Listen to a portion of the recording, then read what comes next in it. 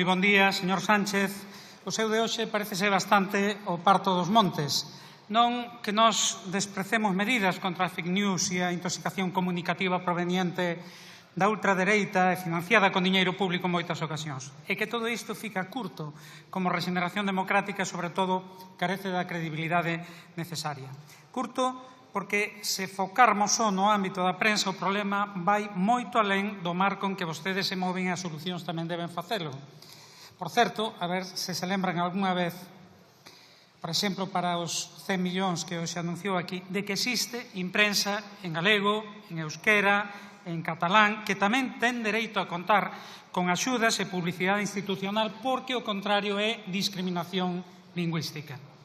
Mais, sobre todo, señor Sánchez, que credibilidade quere que deamos á súa vontade de regeneración democrática se despois dunha teatralización de 5 días en que se centraba no ámbito xudicial controlado pola dereita máis ultra e o lawfare, o primeiro que fai o Partido Socialista é pactar co Partido Popular a renovación do Consello Xeral do Poder Xudicial. E perden credibilidade cando incumpren sistemáticamente aquelas promesas e compromisos máis importantes. Prometeron, PSOE e Unidas Podemos Sumar, derrogar íntegramente a reforma laboral do Partido Popular, non o fixeron, só a maquillaron e mal. Prometeron derrogar a reforma das pensións e acabaron incorporando novos recortes e vías de privatización. Prometeron derrogar a lei da mordaza, non o fixeron. Foron o goberno que máis a utilizou, tentaron maquillala tamén e fracasaron. Agora anuncian de novo unha derrogación e a hora seguinte matizan que sí, mas só un pouquiño, unha reforma, como dixo vostede, que ficará nunha reformiña. Por non falar da lei de segredos oficiais franquista aínda en vigor. Oye, señor Sánchez, nós, o BNG, non nos enganamos, sabemos perfectamente con que bois aramos. Se votamos a favor da súa investidura foi por dúas cuestións fundamentais, por cumprir o noso compromiso de frear a dereita ultra e a ultradereita e, sobre todo, a cambio dun acordo de investidura con medidas moi relevantes para a Galiza. Mas que enfrente teñamos as dereitas que o farían ben peor, non lles dá a vostedes patente de corso para incumpriren as súas promesas ás maiorías sociais nin para a excesiva lentitude nos seus compromisos coa Galiza. Se ben é verdade que nos últimos tempos se foi avanzando na execución do acordo, vai todo con máis demora do que debera e a súa decisión de non tentar sacar diante uns orzamentos en 2024 non nos vale de excusa. Nós somos xente seria, cumprimos o que acordamos, mas igualmente exiximos que se cumpra íntegramente o pactado connosco. Está ben que nos anuncian avances nos estudos para a implantación das cercanías ou para a modernización da rede ferroviaria interna da Galiza, mas a estas alturas tiñan que estar creados xa 3 novos xulgados de violencia de xénero na Galiza. Un minuto de silencio, como o que hoxe fixemos aquí, está ben. Ferramentas para combater eficazmente a violencia machista está moito mellor.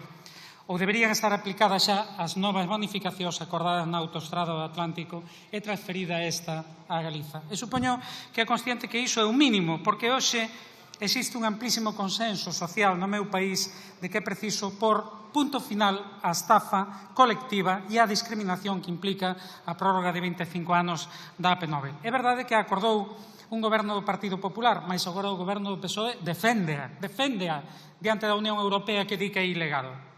Señor Sánchez, en que se diferencian nisto vostede do Partido Popular? Digo eu, en nada, simplemente se alternan na discriminación a Galiza e non é xusto. Onte mesmo coñecíamos que se levantaron as barreiras na P7 en Alacant, en Murcia. Perfecto. A pregunta é, por que non na AP9? Os galegos e galegas non somos menos que ninguén. O BNG non vai permitir que se manteña ou se produza ningún tipo de discriminación a Galiza. A diferenza de vostedes que votan en Compostela a favor de rescatar a AP9 e aquí fan exactamente o contrario, nós fomos sempre e seremos sempre absolutamente coherentes.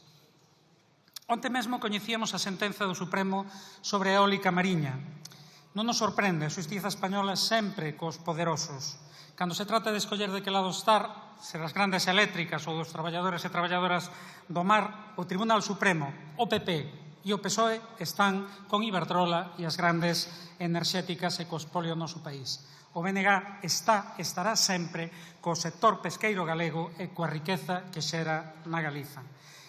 Como fiquei sen tempo, señor Sánchez, permítame dicirlle por último que para aplicar as medidas comprometidas coa Galiza, para avanzar en liberdades, en democracia, en dereitos sociais e nacionais, para buscar a paz frente ao xenocidio sionista en Palestina, aquí está o BNG. Se o que quere facer é seguir pactando co Partido Popular, continuar discriminando o noso país ou incumprindo os compromisos, para iso non conten connosco. O BNG ten un só voto, é verdade, mas lembrolle que nesta legislatura xa foi decisivo en varias ocasións. Pode vostede ter a tentación de minusvalorar a relevancia dese voto. Non a teña de minusvalorar, porque se enganaría a forza reivindicativa e a dignidade colectiva do pobo galego. Moito obrigado.